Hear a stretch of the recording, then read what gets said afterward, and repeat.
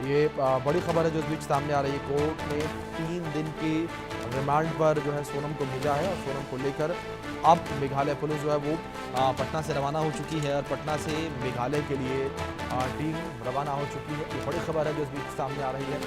Court ने सोनम को 3 दिन की ट्रांजिट रिमांड पर भेजा है और सोनम को लेकर मेघालय पुलिस जो है वो रवाना हो चुकी है। ये बड़ी खबर है जो इस बीच निकलकर सामने आ रही है। मेघालय पुलिस पटना एयरपोर्ट से निकली है। ये बड़ी खबर है जिस बीच सामने आ रही है और मेघालय पुलिस जो है वो पटना एयरपोर्ट से निकल चुकी है सोनम को लेकर। ये बड़ी खबर है जिस बीच सामने आ रही है।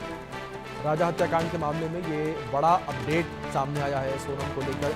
मेघालय पुलिस जो है वो निकल चुकी है। मेघालय पुलिस पटना एयरपोर्ट से निकल चुकी है। कोर्ट ने सोनम को 3 दिन की ट्रांजिट रिमांड पर भेजा है। ये बड़ी खबर है जिस बीच सामने आ रही है। राजा हत्याकांड के मामले में ये बड़ा अपडेट जो है वो सामने आया है।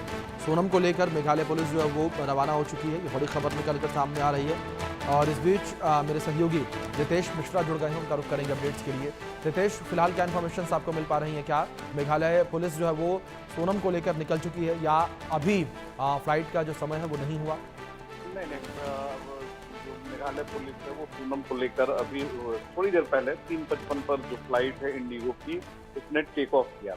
अब पूनम जो है वो रवाना हो गई है शिलोंग के लिए। ये कनेक्टिंग फ्लाइट है, हालांकि इसमें कई बार जो है वो बदलाव किया गया। शुरुआती दौर में कहा गया कि 12:44 पर उसकी फ्लाइट थी और 11:30 में पटना के फुलवारी शरीफ थाना से जो पटना पुलिस की टीम है और शिलोंग पुलिस की जो टीम है वो लेकर सोनम को पटना एयरपोर्ट रवाना हुए। लेकिन फ्लाइट एविएशन इंडस्ट्री के अपने रूल होते हैं, फ्लाइट पकड़ने में विलम्ब हुआ जिसकी वजह से फिर दूसरी फ्लाइट इन्हें लेनी पड़ी और ये फ्लाइट जो है ये कनेक्टिंग फ्लाइट है। और पुलिस को भी, क्योंकि देखिए सबसे बड़ी बात है कि 3 दिन की ट्रांजिट रिमांड जो है वो मिली है और वो आज से ही शुरू है। तो आप सोच लीजिए कि 3 दिन में अगर एक दिन यात्रा में ही जाएगी तो फिर पुलिस के पास 2 दिन बचते हैं। और जिस तरह से शातिर है, जिस तरह से वो तमाम चीजों को घुमा रही है, पुलिस के लिए बेहद पूछताछ में मुश्किल होगी। यही कारण है कि पुलिस ने आनन फानन में इसे लेकर वो रवाना हुई है। हालांकि एक और सूचना निकलकर सामने आ रही है, पुलिस ने ट्रांजिट रिमांड को और बढ़ाने की बात कही है और ट्रांजिट रिमांड जो है वो बढ़ाया जा सकता है, क्योंकि पुलिस को ये उम्मीद है कि जब पूनम शिलोंग पहुंचेगी और वहां पर जब पूछताछ होगी तो उसमें और कई बहुत जो बड़े चौंकाने वाले जो मामले हैं उनका भी खुलासा हो सकता है। जी बिल्कुल रितेश, जाहिर तौर पर कई खुलासे होने की उम्मीदें जो हैं वो जताई जा रही हैं कि कई खुलासे होते नजर आएंगे जब सोनम से पूछताछ की जाएगी। लेकिन इस बीच रितेश, बात की जाए सोनम को मेघालय ले जाने के लिए पटना एयरपोर्ट को क्यों चुना गया? क्योंकि जिस तरीके से पहले शुरुआती में खबर सामने आई थी कि गाजीपुर से गिरफ्तार किया गया था सोनम को। जी बिल्कुल, ये सवाल सभी लोग पूछ रहे थे। इसके पीछे की वजह ये थी कि ऑन कैमरा तो कोई पुलिसकर्मी कुछ बोल नहीं रहा था। ऑफ कैमरा जो हमारी बात थी, उन्होंने कहा है कि अगर देखें तो नॉर्थ ईस्ट में अगर देखें तो कोलकाता और पटना एयरपोर्ट की दूरी जो है वो उससे नजदीक पड़ती है और बनारस से उतने फ्लाइट है नहीं। लिहाजा जो गाजीपुर पुलिस है उसके लिए बिहार आना ज्यादा नजदीक था, इसलिए गाजीपुर से ये लोग बक्सर आए और बक्सर से होते हुए ये पटना आए, क्योंकि 2 से 3 घंटे में आप पटना पहुंच सकते हैं। और यहाँ से गुवाहाटी के लिए फ्लाइट हैं, क्योंकि बिहार से ज्यादातर जो लोग हैं वो असम जाते रहते हैं, खासतौर पर कामाख्या मंदिर में दर्शन करने के लिए। लिहाजा यहाँ पे फ्लाइट हैं, कोलकाता की भी फ्लाइट यहाँ से डायरेक्ट हैं और यही कारण है कि पुलिस ने ये फैसला लिया कि इसे जल्द से जल्द लेकर शिलोंग जाना है और पटना एयरपोर्ट से लगातार गुवाहाटी के लिए फ्लाइट हैं, कोलकाता के लिए फ्लाइट हैं, ताकि विलंब ना हो। जी बिल्कुल। दूसरी ओर रितेश, जिस तरीके से आपने जिक्र किया कि पुलिस टीम के साथ ऑफ कैमरा भी कई बातें हुई थी, क्या पुलिस टीम ने कुछ कहा सोनम को लेकर कि जब से सोनम पुलिस की हिरासत में आई है, कुछ कहा उसने पूरे मामले को लेकर? क्योंकि पहले जिस तरीके से हम देख रहे थे सोनम अपने आप को बचाने की कोशिश कर रही है वो। अब बिल्कुल देखिए, तकरीबन पूनम जो है पटना के फुलवारी शरीफ थाने में 5.5 घंटे तक रही।